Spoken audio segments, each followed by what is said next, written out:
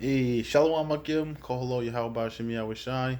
The bonus of apostles to my apostles and elders, which is which are the leaders of Great Millstone. Shalom to you, brothers out there, pushing the word of sincerity and truth. I'm just gonna read this real fast. This is Ecclesiasticus 6, verse 37. Let thy mind be upon the ordinance of the Lord, and meditate continually in his commandments.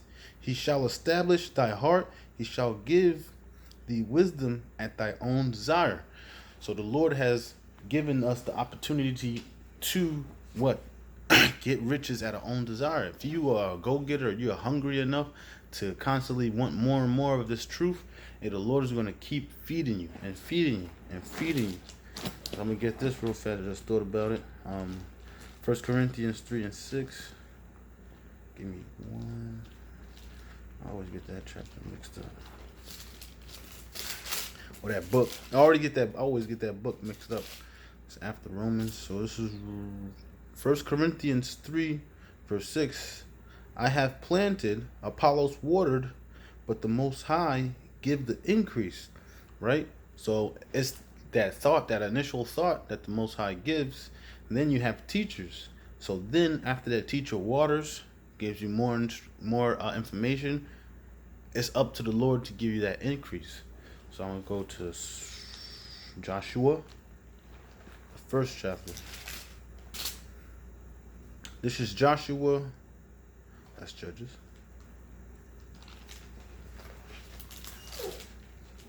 This is Joshua 1. I'm going to start at 6. Be strong and of a good courage, for unto this people shall thou divide for inheritance the land which I sworn unto their fathers to give them. Talking about the land of Canaan. Verse 7. Only be thou strong and very courageous, and thou mayest observe to do according to all the law which Moses my servant command thee. Turn not from it to the right hand or to the left that thou mayest prosper whithersoever thou goest. So it's up to you, to choose left from right, to be able to prosper wherever you go. Because if you could constantly continue to meditate on the law, statutes, and commandments, just in righteousness in general, judgment, the law, prophecy, amen. You're gonna have you're gonna have the spirit of Yahweh Shem Yahweh Shai, and the Lord. When you let the Lord up inside you, then that's when the Lord eventually sups with you, and that's the whole thing of that's the whole basically thing of our life. That's the main point of our life, is to let the Lord beat us up, so we could learn from it to teach others, and then constantly meditate what we do, what we did, how to conduct ourselves. Because I was thinking about it before I turned on the camera earlier today. Pain is the best teacher. So when you deal with maybe a woman, or maybe it was something you did on a job, or whatever the case may be, when you learn from that pain, whatever you did to cause that pain to yourself, you learn from it, so you will basically get more efficient in your conduct. So instead of doing this and this and that, you will learn how to tweak it to where you will find more productivity throughout the day, to get more out of life. This is Isaiah 33, verse 6. Well, I'm start at 5. The Lord is exalted, for he dwelleth on high. He have filled Zion with judgment and righteousness, and wisdom and knowledge shall be the stability of thy times. Right? So, that's going to be able to hold us up, because we meditated day and night on the scriptures, right? To basically to keep us stable, because it all starts with the mind. The scriptures talk about evil men and seducing spirits having. Let me make sure that's right. Basically, having a conscience seared with a hot iron.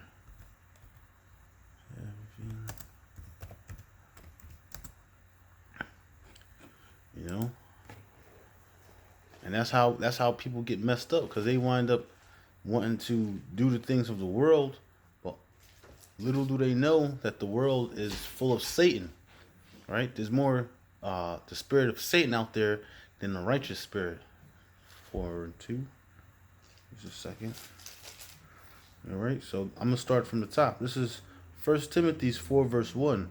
Now the Spirit speaketh expressly that in the latter times some shall depart from the faith, giving heed to seducing spirits and doctrines of devils, speaking lies in hypocrisy, having their conscience seared with a hot iron.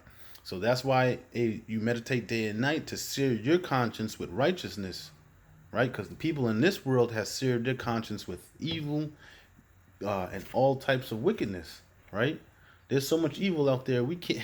It will take us forever to name all of it, you know. So going back, I'm gonna just finish this off. Uh, and my way, I'm gonna start from the top again.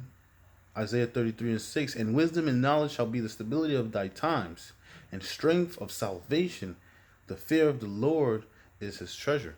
Why? Because the name of the Lord is a strong tower. You know, it talks about the righteous run into that tower and they're safe. Why? Because they constantly meditating on the scriptures, the prophecy, you know, and it's basically getting up out of this place because that's the ultimate goal, to constantly stay occupied. Because once you slow down, once you stop, then that's when demons just start tackling you, you know. But if you continue to keep pushing in this truth, and that's when the Lord creates force fields, you know, those angels get to protect you. It said, fight for the truth unto death.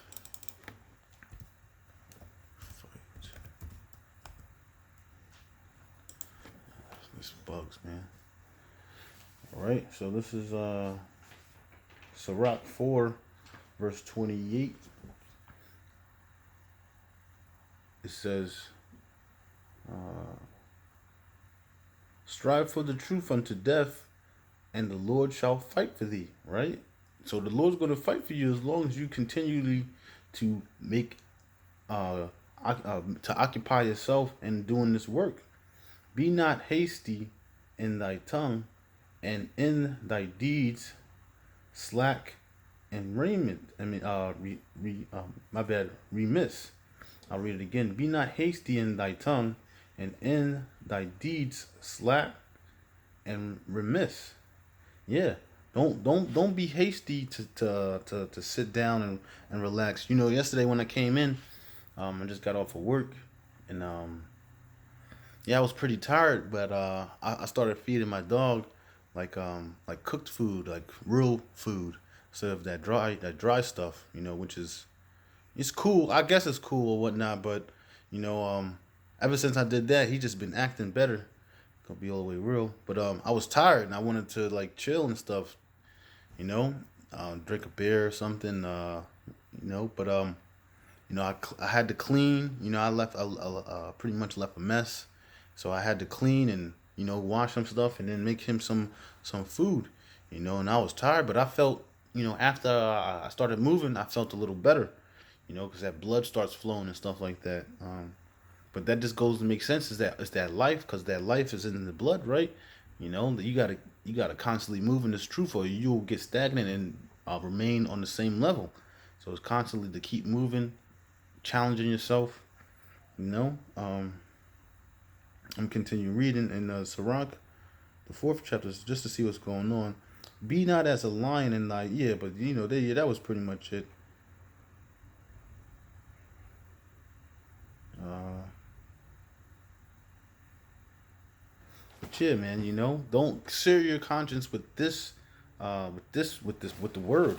I'm gonna grab one more before I close it out. This is I'm gonna go to Psalms, right? First chapter because oh, you know what? And then I'm gonna read this headline. So I was reading it before I turned on the camera, right? This is a Psalms. This is what it basically says in my Bible. You know, at the top, there you go, right there. But you know, just remove the bones. You know, because there's some bones in here. And I'll point them out as we go through it. This is Psalms. It says Psalms consist of 150 poems of Israel written at different times by different authors. Many of them by David. There are Psalms expressing uh, the the part. My bad. The pairs. The pairs. Psalms calling for help from the Most High. Psalms acknowledging sin and guilt. Psalms begging divine vengeance on enemies. Psalms, yeah, and see, look, it says begging divine vengeance on enemies. So a lot of people they like to equate that uh, that this book is just about like the Lord's just all about love, man. But here it is, these prophets, people that wrote Psalms, they were asking the Lord to have create vengeance, man. I just messed it. It's whatever. I'm gonna just but I wanted to make sure that. Oh my bad. I know what to do now. Give me 1 second, brothers. Google. Google.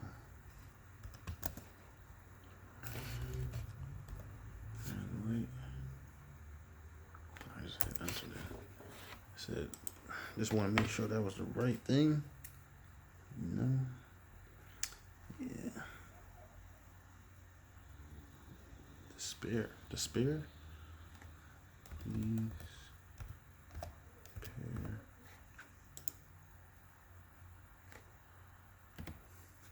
Despair. Despair. I'm not even sure. Let me see. I was right. So let's see what that means.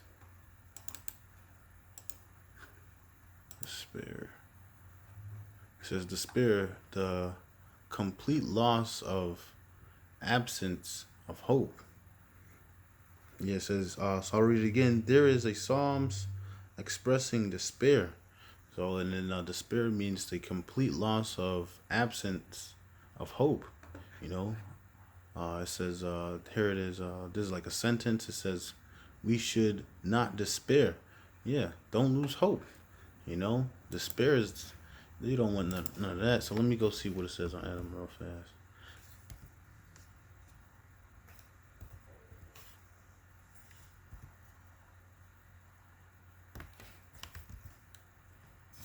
I was about to say, like, what? I hate when I do that. Was that the,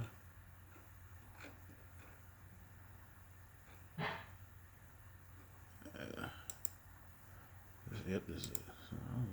For some reason it was just blue, but let's see despair. No results. Oh, because that's not an E. So,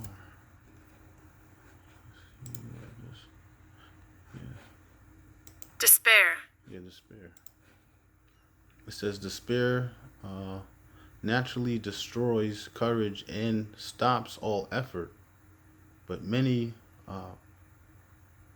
produce a new kind of courage and uh, fierce activity found upon the sense that there is nothing worse to be afraid. And this despair is a a keen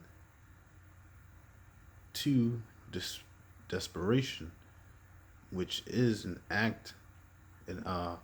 active state, and always tend to produce a furious struggle against uh, adverse circumstances, even when the situation is utterly hopeless. Hey, and that's crazy, man. Desperation. Don't get despaired, man. But meditate constantly on the word. Uh, Psalms of calling for help from the Most High. Psalms acknowledging sin and guilt. Psalms begging divine vengeance on enemies. Psalms rejoicing in the Most High's deliverance from trouble. There are Psalms uh,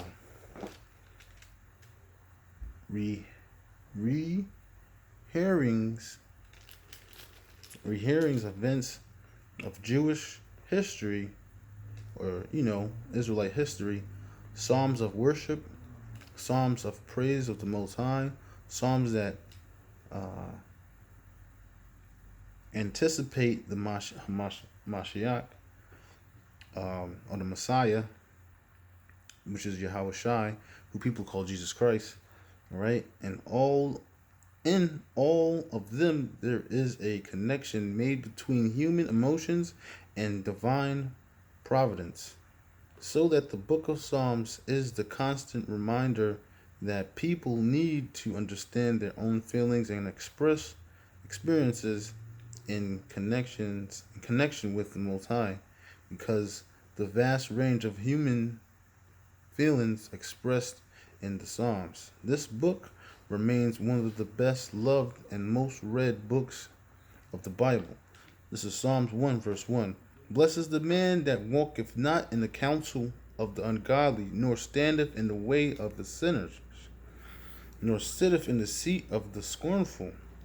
But his delight is in the law of the Lord, and in his law do he meditate day and night. And that's the point. You want to meditate day and night. When you get up, you're meditating, praying, doing the things that you need to, doing the things that's going to sear your conscience solely for Yahweh B'Shem Yahweh Shai, and not the other way around, because that way is death. This is verse 3. He shall be like a tree planted by the rivers of water, that bringeth forth his fruit in his season. His leaf also shall not wither, and whatsoever he doeth shall prosper. See? And it goes back to Joshua, meditating on the Lord, doing it, and doing right and doing righteousness. It's gonna eventually, whatever you do is going to prosper. Why? Because you have the knowledge of Yahweh B'Shem Yahweh Shai. The ungodly are not so, but are like the chaff which the wind driveth away. Therefore the ungodly shall not stand in the judgment, nor sinners in the congregation of the righteous. Right? Because the scriptures talk about what does light have with darkness. So sinners and righteousness don't mix. The Lord knoweth the way of the righteous, but the way of the ungodly shall perish. And that's the point, man. The way of the ungodly shall perish. So you want to get with Yahweh B'Shem Yahweh Shai so you don't die, man. So all the stuff that's upcoming, we're looking not to despart. I forgot how to say it. Despair. We're looking not to be despaired, man. Lose hope. Don't lose hope, man. Call hello Yahweh B'Shem Yahweh Shai, B'Shem Wadash. Double honors to apostles and elders of Great Millstone. Shalom to you brothers out there. The ones that do the work in sincerity and truth. Hey, shalom.